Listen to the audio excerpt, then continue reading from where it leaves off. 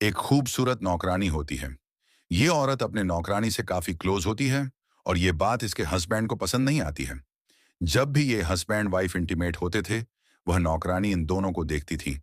आखिर इन तीनों के बीच में कैसा रिश्ता है, ये हम लोग इस वीडियो में आगे देखेंगे। तो चलिए इस मूवी को शुरू करते हैं। मूवी के स्टार्टिंग में हम लोग सोफिया को देखते हैं। सोफिया इवा नाम की औरत के यहाँ एक नौकरानी का काम करती थी। वो इवा की बेहद खास नौकरानी थी।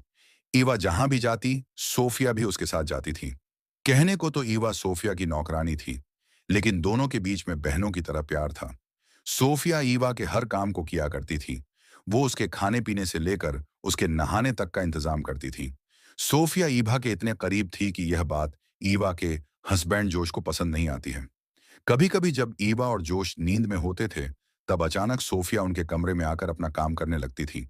इसलिए सोफिया को लेकर अक्सर ही ईवा और जोश के बीच में झगड़े होते थे। असल में बात यह थी कि कई सालों पहले ईवा का घर जल गया था। उस आग में ईवा की माँ और सोफिया के माता पिता की मौत हो गई थी, जबकि ईवा और सोफिया किसी तरह बच गए थे। इस हादसे के बाद सोफिया अनाथ हो चुकी थी। इसलिए ईवा के पिता ने सोफिया को गोद ले लिया और यहीं पर से यह दोनों बहनों की तरह रहने लगी। लेकिन सोफिया के माता पिता तो नौकर थे, इसलिए बड़ी होकर सोफिया भी घर के कामकाज करने लगी। एक रात ईभा के पिता की तबीयत बहुत खराब हो जाती है और तब उन्होंने सोफिया से एक वादा लिया, चाहे कुछ भी हो जाए, वह ईवा का साथ नहीं छोड़ेगी। एक दिन जब ईवा नहाने की तैयारी कर रही थी, तभी सोफिया खास तरह की जड़ी बूटियां लाती हैं और उसे पानी में डालकर ईवा को नहलाने लगती है। लेकिन जिस तरीके से वह ईवा को छू रही थी, यह देखकर जॉस को काफी बुरा लगता है। जोश सोफिया से चिढ़ने लगा था, इसलिए वह सोफिया को अब बात पर डांटता है। इधर सोफिया अपने आप को खुश रखने की कोशिश करती। वह अपना ध्यान भटकाने के लिए तस्वीरों से भी बातें किया करती थी। ऐसे ही एक रात जब सोफिया अपने कमरे में जा रही थी, तभी उसे इवा के कमरे से आवाजें सुनाई देती हैं। वह यहाँ पर रुक जाती है। इन आवाजों को सुनकर सोफिया यह समझ जाती है, जॉस इवा के साथ में इंटीमेट हो रहा है। उन दोनों की आती हुई गर्म आवाजों को सुनकर सोफिया के अंदर भी तूफान मच जाता है। इसके बाद वह जल्दी से अपने कमरे में आती है और अपने सारे कपड़े उतारकर आईने में अपने आप को देखकर सेटिस्फाई करने में लग जाती है। अगली सुबह जब सोफिया बाजार में जाती है, तब यहां उसे स्टीव नाम का एक आदमी मिलता है। स्टीव सोफिया को अच्छा लगता था और वह हमेशा स्टीव से ही सब्जियां लेती थी। लेकिन वह जैसे ही स्टीव को देखती थी, वह काफी घबरा जाती थी। सोफिया जब बाजार से आती है, तब वह पूरे घर की साफ सफाई करती है और फिर खाना बनाने में लग जाती है, क्योंकि आज इनके घर में कुछ मेहमान आने वाले थी।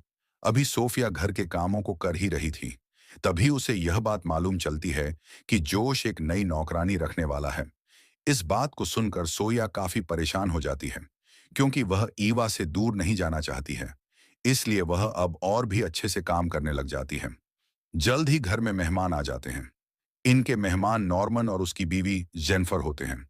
नॉर्मन को यहां देखकर सोफिया चौंक जाती है, क्योंकि एक समय ऐसा था जब नॉर्मन सोफिया से प्यार करता था और सोफिया भी नॉर्मन को पसंद करती थी। लेकिन ईवा ने उससे नॉर्मन को छीन लिया था।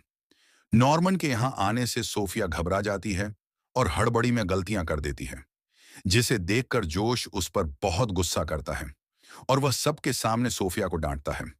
थोड़ी ही देर बाद मेहमान चले जाते हैं। अब जोश और इभा के बीच में हमेशा की तरह झगड़ा शुरू हो जाता है और आज भी इनके झगड़े की वजह सोफिया थी। रात में सोफिया जब अपने कमरे में थी, तभी ईभा उसके पास आती है। ईवा उससे कुछ भी नहीं कहती है, बस चुपचाप उसके पास लेट जाती है। लेकिन सोफिया उसे देखकर यह समझ जाती है कि उसे अब इस घर से जाना होगा। अगले दिन जैसे ही सुबह होती है, सोफिया अपना सामान लेकर जाने लगती है। लेकिन जोश उसे रोकते हुए यह कहता है, मैं तुम्हें यहां से निकालना नहीं चाहता हूं। मैं तो बस इतना चाहता हूं कि तुम हर वक्त हमारे साथ मत रहो। जोश के इशारे को वह समझ जाती है और वापस वह अपने काम में लग जाती है। इसके अगले दिन सोफिया नॉर्मन से मिलने के लिए जाती है। यहाँ ये दोनों बहुत सारी बातें करते हैं। नॉर्मन के पूछने पर सोफिया उससे कहती है, ईवा के पिता ने मुझे बाप का प्यार दिया था, लेकिन वहीं ईवा ने कई बार मुझे नीचा दिखाने की कोशिश की, क्योंकि वह अपने पिता का प्यार किसी के साथ भी बांटना नहीं चाहती थी। नॉर्मन से बातें करते हुए उसे काफी अच्छा लग रहा था, लेकिन तभी ईवा उसके पास आकर उसे अपने साथ चलने के लिए कहती है। ईवा उसे जॉस के स्टूडियो में लेकर जाती है। यहाँ पर उन्हें एक छुपा हुआ बच्चा मिलता है, जो कि जॉस की बनाई हुई मूर्तियों में छुपा हुआ था। असल में शादी के इतने सालों बाद भी ईवा अब तक मां नहीं बन पाई थी। इसलिए ईवा इस बच्चे को अपना बच्चा समझकर अपने साथ घर ले आती है। जब ईवा उस बच्चे को नहलाना चाहती थी, तब वह बच्चा काफी उछल कूद करता है। ईवा के बाद जब सोफिया उसे नहलाने का ट्राई करती है, तब वह आराम से उसके पास आता है। इसके बाद जॉस एक डॉक्टर को बुलाता है। बच्चे को अच्छी तरह चेक करने के बाद डॉक्टर इन लोगों को यह बताता है, यह बच्चा बिल्कुल ठीक है, लेकिन इसका शरीर कुछ ज्यादा ही फ्लेक्सिबल है। इधर ईवा उसके शैतानियों से परेशान हो चुकी थी, लेकिन जोस और सोफिया उस बच्चे की काबिलियत पहचान गए थे। एक रात यह लोग उस बच्चे को लेकर एक मेले में जाते हैं। जब यह लोग मेला घूमकर घर में फिर से आते हैं, तब इन्हें दरवाजे पर एक जादूगर मिलता है।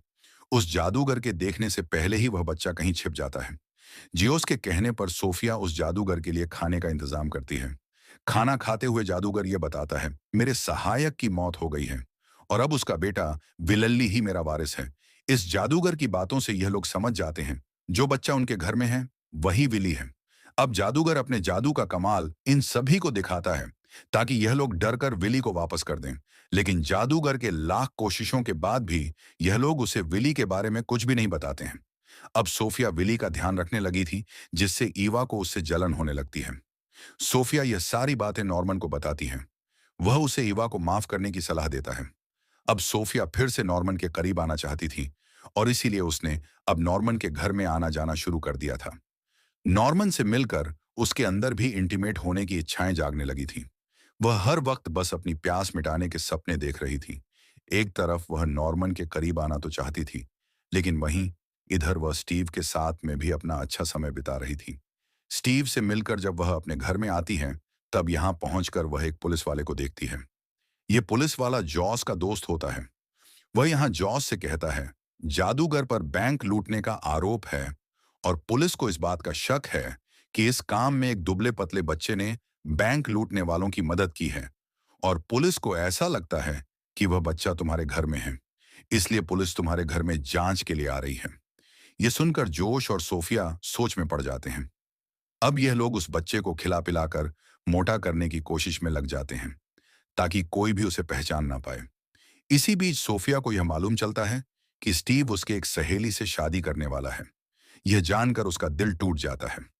अब पुलिस जॉस के घर पर आती है, लेकिन उनके कहने पर जब विली को बुलाया जाता है, तब विली को देखकर पुलिस वापस जाने का फैसला करती है, क्योंकि जॉस और सोफिया ने उसे खिला पिलाकर कंप्लीटली चेंज कर दिया था। अब सब कुछ ठीक हो गया था। विलली के बचने पर सब लोग बहुत खुश थे। विलली खुश होकर इधर उधर कूदने लगता है और सोफिया उसे पकड़ने के लिए उसके पीछे पीछे भागती है। इसी बीच उसकी नजर ईवा और नॉर्मन पर जाती है, जो एक दूसरे के गले लगे हुए थे। उन दोनों को एक साथ देखकर सोफिया का दिल फिर से टूट जाता है। वह उदास होकर बाजार की ओर जाने लगती है, लेकिन तभी स्टीव उसके पास में आकर यह कहता है, मैं सिर्फ तुमसे प्यार करता हूं, और अगर तुम हाँ कहो तब हम लोग शादी करके किसी दूसरे शहर में चले जाएंगे। वह स्टीव से शादी तो करना चाहती थी, लेकिन वह ईवा को भी छोड़ना नहीं चाहती है, इसलिए सोफिया उसे मना कर देती है। इसके काफी दिनों के बाद जॉस अपने घर में एक पार्टी देता है, जिसमें वह और इफ सभी के सामने विलली को गोद लेने वाले थे।